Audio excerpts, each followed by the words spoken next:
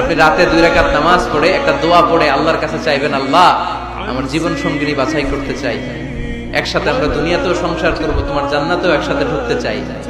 এরকম লাইফমেট, life partner এই মেয়েটা আমার জন্য হবে কিনা, বা মেয়ে দোয়া করবে এই ছেলেটা আল্লাহ আমার জন্য হবে কিনা আমি জানি না, তুমি তোমার পক্ষ থেকে এমন ইঙ্গিত দাও বা আমার হৃদয়ে এমন একটা দিক নির্দেশনা দাও যাতে আমি সঠিক সিদ্ধান্তে চলে আসতে পারি। এই দোয়াটা পড়ে 2 রাকাত সালাত পড়ে আপনি যদি ঘুমান, আপনাকে আরশের উপর থেকে দিক নির্দেশনা দিবে কে? ইটস নট নেসেসারি যে you have to see the dream, আল্লাহ আপনাকে স্বপ্নে দেখাই দিবে এমনটা নয়।